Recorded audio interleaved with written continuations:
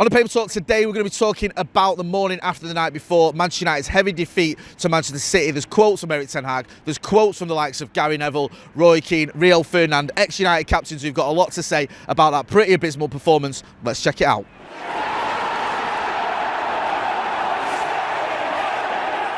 Jay here for Stretford Paddock. As you can see, I'm outside Old Trafford for the Paper Talk and it's pretty mild. There's not much to talk about really. I don't even know what we're going to talk about today because, not much happening in the football world, is there? Certainly nothing I can think of.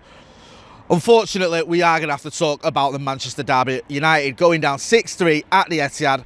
A bit of a shambles, although am I okay to say it could have been a lot worse after that first half performance? I thought it was going to be about 7 or 8-0 at one point, and that is pretty sad that I'm sort of clutching at these straws saying a 6-3 defeat to Manchester City could have been worse, but it could have been, as you'd expect, most of the stories this morning focusing around that defeat and the quotes on the back of it. Erik ten Hag, in his post-match interview, he was speaking about it, obviously. I'll get into that and I'll get into some of the other quotes as well from not just Erik ten Hag, but from some ex-Manchester United players who have been quite vocal about that pretty awful performance, especially that first half one at the Etihad. So Ten Hag says, we can walk away from it, but if we do, we won't get the solution, so we will do it. We have to be very clear, we have to move on and carry on to the next game. It's normal in our process that pattern has to go up, and I think I see it clearly goes up, and we have setbacks during that process, and we have to learn from it, but points it out clearly. He again goes on to talk about the recent form and what's been happening. He says in the last 5 games we bring that attitude on the pitch, a strong belief, convincement. We bring opponents problems. Today it was the other way around. He's pretty honest, Erik ten Hag. I like what he's got to say. He goes on to say they, talking about United players, have to accept the criticism basically. They showed against Liverpool, Arsenal, when they perform as a team, when they bring the belief on the pitch, starting individual, we will show them and you cannot deny.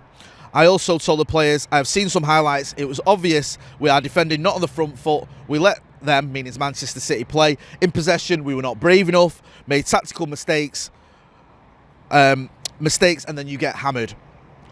Also speaking about Ronaldo, he said, I wouldn't bring him on because out of respect for Cristiano, for his big career.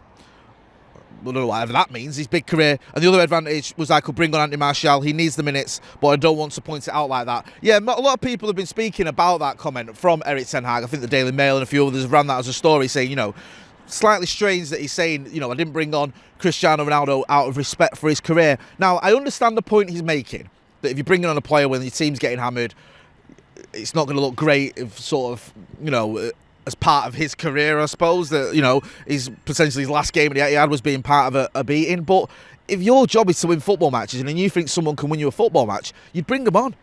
So I don't really think that's honest. I think he's sort of being a little bit kind towards Cristiano Ronaldo there, rather than saying, do you know what, I didn't bring him on because I didn't think we needed him. I didn't think he could help us. I thought he had other players that could help us get back in this game, or at least make the scoreline a bit more respectable, which, to be fair to Anthony Martial, is exactly what he did.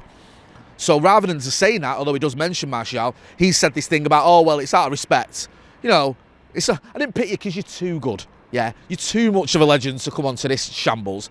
I mean, it's pretty nonsensical. I think Erik ten Hag's been quite shrewd, though, in the way he's handled Ronaldo. It's not been easy for him, but he's been sort of kind to him and protective of him in some ways in press conferences. You remember the Rayo Vallecano game when he left early, and publicly, Erik ten Hag was quite sort of, again, protective of him, and he said, oh, it wasn't just Ronaldo, it was other players as well. Privately, I don't know if that had been the case. He seems like he can be a bit of a disciplinarian when he needs to be, Erik ten Hag. So maybe there was just a little bit of that coming from him there. Sort of, I'm not going to point out the fact that it wasn't really anything to do with anything other than I didn't need Ronaldo. He wasn't the player for me, or that I felt could get me back into this game or get the team back into this game. Instead, I'm going to come out with this pretty much nonsense about his career. The United ex-players have been sort of commenting, I don't want to say sticking the knife in, that's a bit harsh, because I think they've been pretty honest in their assessment. Roy Keane, who was on the commentary duties or the punditry duties, as you'd imagine, he wasn't very impressed. He said there was a lack of belief, which is what Erik ten Hag said about the performance, a serious lack of belief from the players. We gave them plaudits at the beginning of the match. There was question marks over the City players missing, but it's been easy for them. You're Man United, you can't get too embarrassed. I can't believe how bad Manchester United have been. I know the signs over the last 4 games have been positive. We said about counter-attack. It's not counter-attacking now. It's about pride, personality. They've not shown it. I think those are some of the comments during the game. Also, Gary Neville spoke as well. It's suggesting that United players have bottled it, according to this article in the Evening News, and obviously the quotes as well. It's coming directly from his quotes, it's not just this article. He says, his players have bottled it, talking about Ten Hag's players. Forget the goals they've conceded. On the ball, they were just giving it away all the time. They've been really nervous, Manchester United. They've not handled this Manchester derby at all. And Manchester City are too well set. They've been absolutely exploited. He went out to point out a few players as well. He's talking about the big talking point after the game, especially was Casemiro. Why didn't Casemiro start? Especially in that midfield, we could have done with a bit more protection. And Gary Neville was talking about that. He said, I don't think if you're analysing Manchester United's performance, you should be saying, why didn't Casemiro start alongside McTominay? I don't feel like that was a mistake from Ten Hag at all. I know there's this disruption of the international break and the Queen passing, which isn't helpful when the team are on a good run, but the players he put on that pitch were confident together. It was the unenforced errors, the anxiety on the ball, and the lack of composure. I'm not talking about the defenders at the back who are being pressed, but the midfielders and the forwards, Rashford, Eriksen, Fernandes and McTominay. So he's disappointed with how we've sort of defended from the front. I mean, some of those players he mentioned, I think, certainly Rashford, I think he came off pretty early. He didn't get into the game, did he? McTominay, who has been in a good bit of form, again, I think he got subbed, didn't play particularly well. Fernandes and Eriksen, it's probably Eriksen's. It's up there with Brentford as his worst performance in a Manchester United shirt, which is just so frustrating because he's been so good this season. And in this game, the game that you really want him to step up and perform, he was just found wanting. And, there's certain traits or sides of Eriksen's game that you can rely upon him for. Putting a foot in probably isn't one of them, and there was a couple of times when we needed him to do that. But even the things that you can rely on him for, his passing, his composure, his ability to want, his sort of eagerness to have the ball. He always wants the ball, Christian Eriksen. He didn't really see that, trying to make things happen. There was none of that from him yesterday. And I just felt, it was really disappointing and frustrating because Christian Eriksen has surprised me at how good he's been for Manchester United. I always thought he was a decent player, but I've been surprised at how good he is. And yet, he was found wanting money at the Etihad. He wasn't on his own. Gary Neville also goes on to say, they were all giving it away in the first half unnecessarily. It just brings further negative vibes throughout the team when your best players aren't handling the ball well. They should have been better, a lot better. They were forcing it far too early. It's almost like they've got it into their heads. When they get it, they've got to counter-attack. They've got to put the ball in behind City, but to do that, you've got to play those 2 or 3 passes in midfield and through the midfield to set it up. You can't just think you get the ball, play one pass, turn and knock it over the centre-backs. Even if they're not City's best centre-backs, they're going to read that. It just became really simple for City's defenders to be able to cope with. I agree with that. We were talking about this on the watch-along. It's like every time a United player got the ball, the only pass they could think to do was try and hoof it over the top and see if Marcus or Jadon Sancho could get on the end of it. And it didn't work. It just didn't. It was just it was really frustrating. There's also this article in the I think this is in the Express talking about Gary Neville's comments on David De Gea. It says his comments from the Gary Neville podcast and saying how he doesn't think David De Gea will be he thinks David De Gea will have a short career or moving forward. He's already had a long career, but short career at Manchester United. He said, I think we're seeing less success with the type of football other than Leicester that you can think of a team that has not dominated possession most of the time that have won this league in the last 15 to 20 years.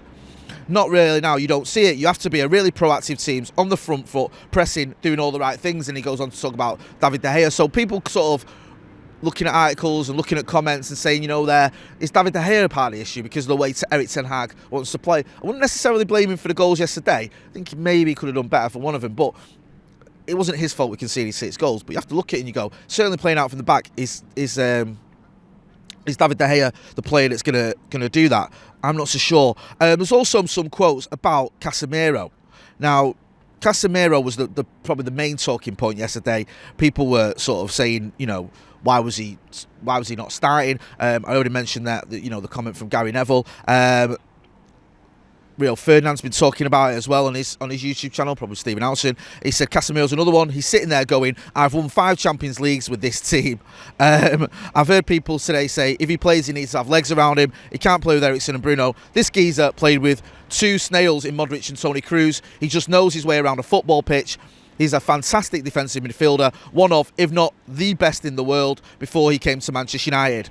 Now, Erik Ten Hag had also spoken about Casemiro, and he spoke about the fact that, there was a reason that he'd gone with the team he'd gone with, and the performances that we'd seen from Scott McTominay and the other midfielders as well. And that's why we didn't see Casemiro starting yesterday. He said on the day we signed him, we started to win, and it's about the team. The team is doing really well. It's not against Casemiro, it's for, in this case, Scott McTominay. He performed great in the team, and then we get into a run. So it's Scott McTominay's form rather than Casemiro's ability that kept Casemiro out of the team and Scott McTominay in. It'll be interesting to see what happens now, though, because you think that basically, with what's gone on, with that performance, you'd expect Casemiro to start the next game, or to start playing a more predominant role. I think he's had enough time now to get used to the Premier League. His performances haven't been great, if we're being brutally honest, but I think you need to throw him in, get him some minutes, and let him show us what he can do, because Casemiro, he is one of the best DMs in the world, and let's face facts, the game against Manchester City showed how much we need someone like him in our midfield.